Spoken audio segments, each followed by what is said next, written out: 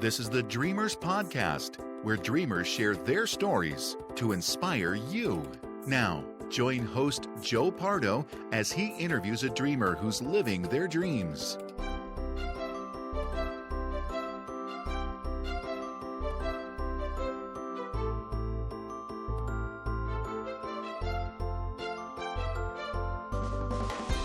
Welcome to the Dreamers Podcast. I'm your host, Joe Pardo, and today I am interviewing Kirsty Bartholomew, who is living her dream through traveling.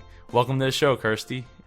Kirsty? Kirsty, yeah, Kirsty's fine. Yeah, that's that's good. Don't worry. Yeah, you got it right. Thanks for having me on the show.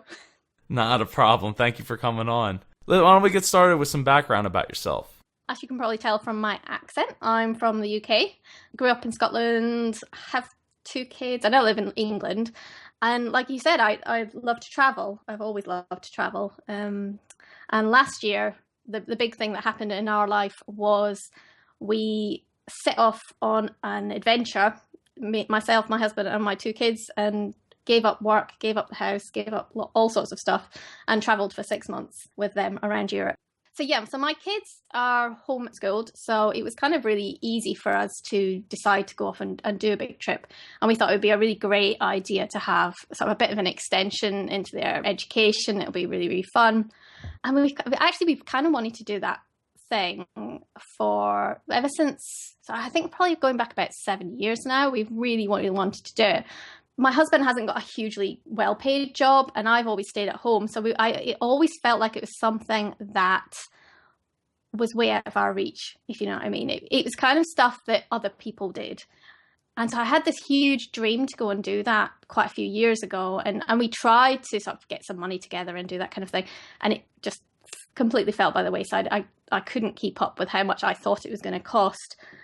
Thought, you know what, I'm going to have to just grow up about this. I'm going to just leave this whole dream, and I'll grow up and I won't need to travel. We'll just go on holidays and it'll be fine. But as dreams tend to do, I found, you know, if they're something that is really important to you, they kind of don't go away. A couple of years ago, a friend of ours did a bit of an adventure. They didn't quite travel, but they gave up their house. They got a camper van and they went around the UK and helped out on farms for a year. And I just looked at them and thought, well, if you guys can do it, and you know, that's a huge adventure, even though you've not left the UK, that's a huge adventure. I thought, you know, if you guys could do it, you know, I would just love to be able to do that. You know, and our kids were growing up. I thought, well, if I'm not going to do it now, never ever going to do it at all. The kids will be grown up, they'll be too old, it won't work. And so in 2012 we sort of made the decision, said, right, that's it, all hands on deck. We're going to save as madly as we can. And it was still going to be this really, really cheap trip because we didn't have the money to put in to do something crazy. But I kind of changed it from wanting to go all the way around the world to just doing an adventure with my kids. So we saved as much as we could. We bought a really, really old camper van called Gloria, who was quite old-fashioned and very retro. and sort of a year after we decided we were going to do it, we set off. We went over to France and spent a couple of months in France, then over to Germany, and then back over through sort of Belgium, Holland, and then we travelled around the UK as well. And then we finished. So we finished September last year, and now I'm planning to go away again because I can't quite cope without the travel. Wow. Okay. So before we get into the next question, how did your husband deal with not working at his job? Well, it's funny. He's a truck driver, so actually he didn't get time off because he just drove the camper van around all the time.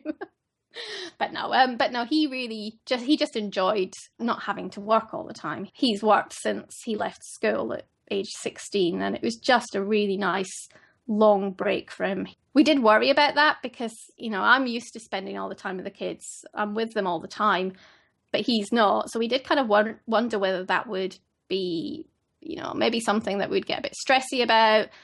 I mean, you know, we did have our bad days where we'd all shout at each other because that's kind of how we are. But yeah, he did really fine with it. He loved it. Well, I mean, like, he just didn't work? Like, he just took off? Like, did he quit his job, or did he take off? Or? Yeah, no, so he quit his job. Like I said, he's a truck driver, so he'd managed to get himself enough experience that it would have been okay to not walk into a job again. It would probably been quite tricky, but he had the experience that he would still be in demand when we got back. And we just kind of thought, well, we'll see how it goes. And actually, what he managed to do is he went back to his old job, so it was all right. But that wasn't what we planned at the beginning. Oh wow! Did you maintain a house at that time, or no? See, everybody that I spoke to who's ever done all these kind of things before all seem to have houses that they rent out all the time. And we were like, well, we don't have that. We don't own a house. We rent ourselves. So no, we just gave it all up, put what little things that we had left into storage at my mom and dad's house, and then just went and decided to just see where we ended up at the end of it. Wow, that's I don't know anybody else that would do that. That's awesome. But I could put you into touch with quite a lot of people who are a bit crazy like me. Yeah, no, it got to the point that we just thought, if we try and keep everything together, or if we try and just have a holiday here, there, and just do something big like that, well, we couldn't have kept a house anyway. That would have been too much money. It just felt like you've just got to take a risk and just see where it goes. And I kind of think now that it's just, that's just how life is. Let's just jump into it and give it a go. And if it doesn't work out, then that's great. But at least we're not going to sit in our rocking chairs when we're older and say, well, I wish I'd tried it. And I'd had so many years when I think, oh yeah, I wish I'd done it when I said, and time was ticking away with the kids getting older. So we just had to do it. Sounds crazy though, I know. Well, it's not crazy because you did it. So it worked. Yeah, it worked really well. We loved it. I mean, I've not loved coming back, but I mean, what I really wish is that I'd had some sort of income in place when we were away, so we could have kept going for a bit longer, so that we could have maybe settled down somewhere different. That would have been nicer. But at the time when we were working it out, it was just, let's just do something. And I kind of needed as well to be able to believe that I could do something. I'd spent so many years having ideas and having dreams and never quite getting there. And I was starting to feel a bit that I wasn't good enough. I'm just not this type of person that ever gets their dreams. So I just needed something. I needed a little win, and that just got it straight away. And now, the world's opened up and we've got all these other ideas that's coming on, and knowing that I can just jump and, nothing bad's going to happen really. The whole world eats good.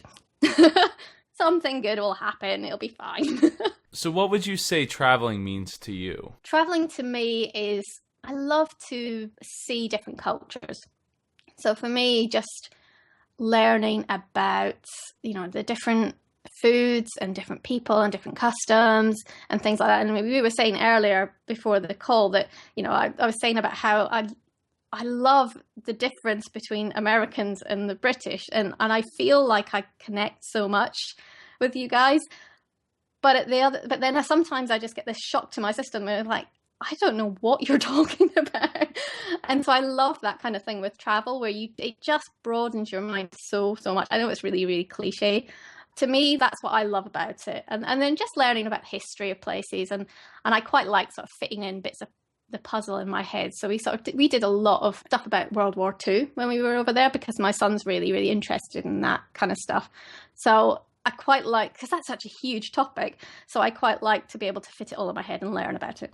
It's just constant learning. I love that. So what would you say inspires you? Well, my kids inspire me. My husband inspires me.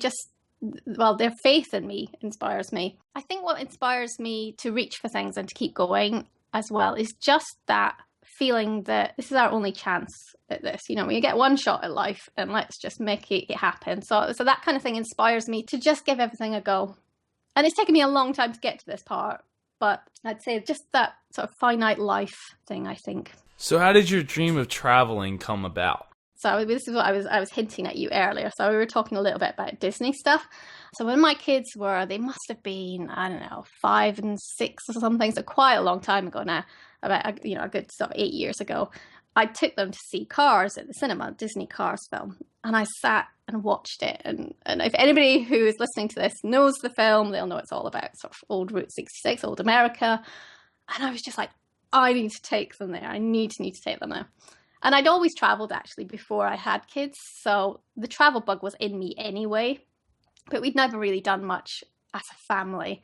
And I just thought, oh, wouldn't it be fantastic? Wouldn't it be great if we could take them to America? We could do this big trip. But it was that film that just, I remember to this day walking out of the cinema thinking, I need to do this. I need to go there, and I need to take my kids there, and we need to see this. So yeah, that was probably the first thing that started that moment of taking my children off to do something crazy, was probably that. Although it did take quite a long time after that. So how was it received by your family members? I guess your immediate family, and then also your parents or his parents, and everybody in general. How was it received? Like, hey, he's going to quit his job, and we're just going to drive around. And you said a Gloria. I assume that means like an RV? Yeah, like an RV, but they're not quite as big as what you have over there. Yeah, she's a bit tiny compared to what you have. So yeah, so we kind of spoke about these kinds of things with people, and they're all a bit like, yeah, whatever, we'll see when it happens. And like I say, that was quite a while ago. It was about 8 years ago, and then it never happened. So, I think a lot of the time they kind of just thought, it won't happen. It won't happen until, that moment where you kind of give up your job and say, right, I'm doing it now. I think my parents are generally really, really good about it. I think they're quite used to me being a bit crazy. So they're quite fine, and they're really good and don't question anything about what all my choices. My father-in-law, I think he was a bit more worried about it, especially because we want to go away again. He kind of thinks that we should stay here and just do little trips out here, there and everywhere. But I kind of know that doesn't work, and it's not the same kind of traveling as going somewhere a bit more long term anyway. So he's not quite as up with it as what my parents are, but they're all right. And my husband's just, he just loved the idea of not having to go to work for a while. So what steps did you take to get started? When we decided, right, this is it. So this is going back to beginning of 2012. I started to just write stuff down all the time. I got myself a little bit of a blog that I just kept private straight away, and I just wrote down everything that I was thinking about. And then I got myself a Word document on my computer that I would write the things that I thought, well, I'm never going to show people this bit. But I would just write and get myself in my head that I was thinking, right, I can do this. And I thought about, I'd ask myself questions, right, what am I going to do? How am I going to afford this? How much is it going to cost us? How can we do all this? And so I just talked to myself in writing form. And that was the first start to me. And then I could sort of form a plan. I talked to myself enough about it that I could define what it was that I really wanted to do. So before, I always really wanted to go to really exotic places, and I really wanted to go to Thailand and America and New Zealand and all these kind of places. So I knew that wouldn't be part of it this time. So I was like, well, what can we do that would just be enough that I'd feel happy that we'd had this great adventure? So then I kind of decided, well, we'll just go around the UK, because there's enough in the UK that we could just still really enjoy ourselves. We know the country. It's not going to cost us huge amounts of money. It would be fine, and it would still be an adventure, and it would be great. So that's kind of how I started it off. And then I just had to get really brave and just started to tell people. So I told our friends that had done the similar adventure before, and I hated that because I knew I'd said so many times before, oh, we're going to go traveling, we're going to go and do this, we're going to go and whatever it is, whatever crazy idea had been in my head before. And I knew that every single time it never, ever happened. So I really hated having to do that. I kind of thought, well, is this going to be the same thing again? Is it going to be that I'm going to fail again? I was really, really scared. But I thought, well, if I don't tell anybody, it definitely won't happen, because I kind of know what I'm like. I get bored really easily. So I think if it's too much hard work, I'll just think, oh no, we can't do this. And then I'd leave it. So I thought, well, I've got to tell everybody. So that's what we did. I think it was about a year before our date that we decided we were going to go away. I told everybody. I thought, right, that's it. I'm just going to tell everybody. And then once that happened, and because I'd come up with a date, it was just kind of fitting everything else in and thinking, right, well, we really need to sell everything. We really need to save up lots of money. And I got myself a bit of an extra job doing extra things, and everything just went in the pot and we saved up. So what roadblocks did you hit along the way? Well, financial stuff was always going to be a big thing for us. I mean, we, like I said before, we don't come from a rich family. We don't have a house that's our own. Everything that we were going to do this dream for, we had to pay for ourselves. We just had to save up the money somehow and pay for it ourselves. It just happened to be a really good year for us, actually, that my husband got a better job, and so he was earning a little bit more, and then I managed to get a little bit more money as well. So it worked out really well for us. But even then, it was still like, well, this is really not a lot of money. I think we had So we bought our van, which was about £4,000 or £5,000, I think. I have no idea what that is in American dollars, sorry. And then I think all we had saved up after that was about £1,000 a month. It was like really, really, really budget travel. And I thought, I'm not sure we can do this. Like, it's going to be really hard. And so financial was hard to get through. And the other thing was just believing in myself. I feel like I'd failed so many times. You know, I just dream all the time. I have all these great ideas of things that we can do. And wouldn't this be a great idea to do that? And I'd failed so many times at doing it that I just wasn't sure that this time it would work. I just was waiting for the day that something would happen and we'd have to say, no, we can't do that anymore. And, you know, every time we would talk to our friends about it and they'd say, well, how's it all going? How's the saving going? How's the getting rid of everything going? You know, I'd be like, yeah, it's going really great. I'm just really worried that I'm still not going to do it. You know, that was my worry. I had no faith in myself that I was going to do it. So I think, yeah, just believing in myself was a big thing. And then, yeah, financial. But I think financial comes into lots of things, doesn't it? It definitely does. I mean, and you kind of already explained how you overcame those aspects. Yeah. The believing in myself thing, I don't even know how I overcame that. It was just a case of just blindly going through and keeping up with it. And it was just that day that we sort of handed our notice in at work and the day that we handed notice in at the house that we weren't going to live there anymore. It was just deep breath and just go for it. And I still thought we'll not go. Like, even when, because we spent a couple of months on my mum and dad's driveway in our camper van, in our RV, to save up that last little bit. So that's how we did, like, the last little chunk of money came in. And even then, so we had some like mechanical problems that had gone wrong with her. And I was like, oh, well, this is it. You know, we're not going to be able to do it, all this kind of stuff. But yeah, I think just hoping was how I got through that. So is there any parts of your dream that haven't quite worked out yet? Parts of our dream last year, so the whole travel, it didn't go quite to plan.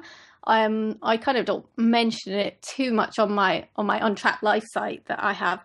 But if you read on my travel blog site, I kind of go into it a little bit. So things changed at home in our home life. So all our stuff was stored at my mum and dad's house, and then they moved house while we were away, and it all got a bit crazy, and you know, it didn't all work out, and it moved things around, and that meant that we had to come home a bit early. So that didn't work out very well. I feel like we achieved our dream, but I still didn't manage to do some of the stuff that I wanted, if you know what I mean. So there's still quite a few bits that I really would like to do more. But I mean, I'm still really proud of ourselves for having done it. So I try not to beat myself up too much about that. Yeah, I mean, you did what a lot of people can't and wouldn't do for one reason or another. So I don't think there's any reason to be beating yourself up over it. Yeah. Oh, well, I did for a little bit when we came home, but I've got over that now. I've got over it. So could you share a favorite memory? This whole crazy idea was mine, and my family are brilliant. They just go along with anything that I say. They're really, really it might be really stupid or it might be really brilliant. I don't know.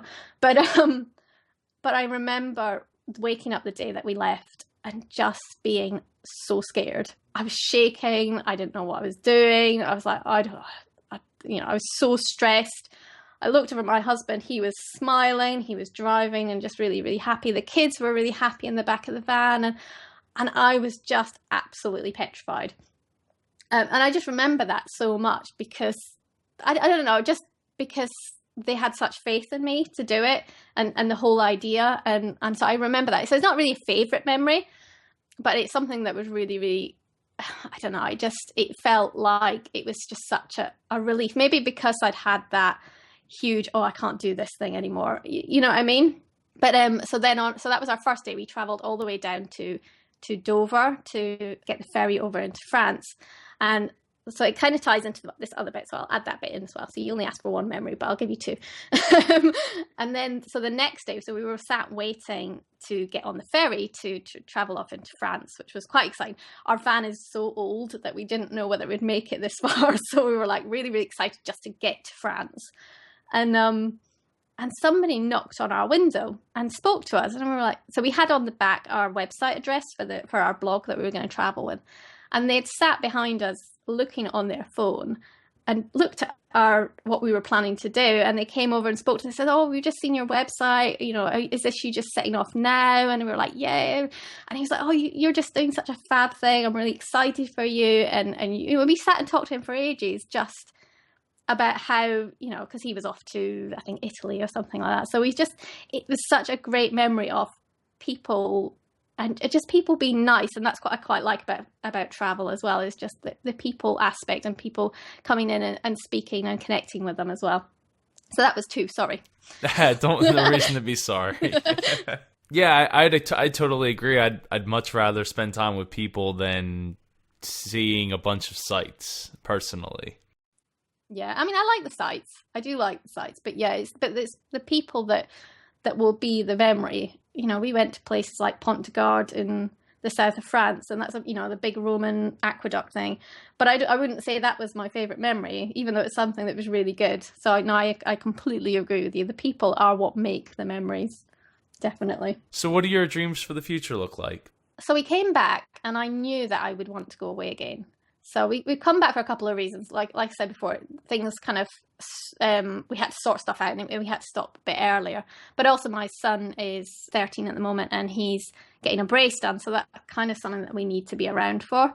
So we had this idea that I would try and build myself up a business that we could take on the road and be a bit more location independent. And then we could go and travel again when we're ready again. So that's the next dream, is to build up a business, which I'm doing right now, and then to travel again. And we had planned to go away in sort of about 18 months, but we've kind of brought that a bit forward because I'm really impatient. So we're actually going to be back on the road again by August, which is exciting and scary all at the same time. But hey, Well, in August you're going to Austin, Texas, right? Yeah, Dallas, Texas. Oh, Dallas, Texas. Okay. Yeah. And you're going to be a speaker on a panel. I am. Yeah, this is really, really crazy and scary. So I started my business, and as part of that, I have a podcast just like yourself, and I talk about very, very similar things for people who have dreams and reaching for dreams and helping people to get there. So my podcast it's not that old. It's only been going about 3 months now, I think.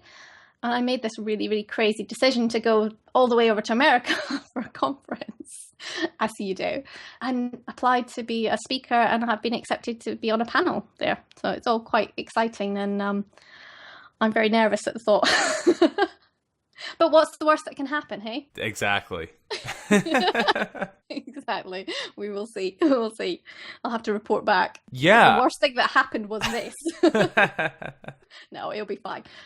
And then we're also going to do some, I was saying to you before, some Route 66. So going back to that Cars thing that I was saying about, I really wanted to take the kids to see Route 66 and that Cars life thing, old America. Yeah, we're going to do that as well.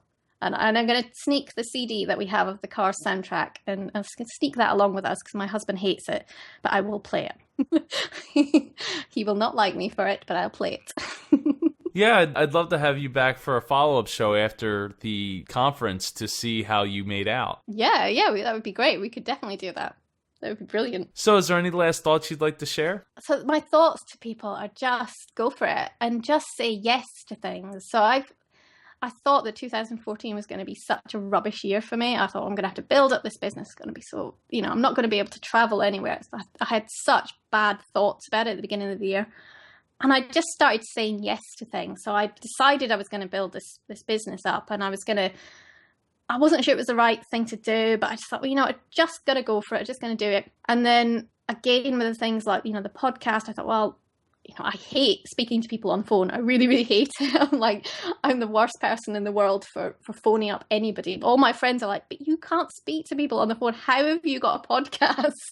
But it was just another one of those things, thinking, right, I've got to say yes to this. I've got to go and do it, and let's see what happens. And it has opened all these doors. And 2014 now has just changed for me. It's going to be completely different. I had no idea we'd end up going to America. I had no idea I'd be going to a conference and speaking to people, which I'm trying not to think about. And, just say yes and see what happens. That's kind of what I would like to say to people. If you say yes, there really isn't a lot of bad that could come from it. You just have to try. and to sit back and say, I can't this, I can't that, it's not possible. It might not be easy to say yes or to make those things come true, but it definitely makes for a better story later on and a better experience overall. Yeah. But even like today, so you asked me to be on the show, and I could have really gone, I'm not sure whether I can do that. And it is nerve-wracking speaking to somebody who you never met before, and is really nerve-wracking, as you probably know, from both sides is really nerve-wracking.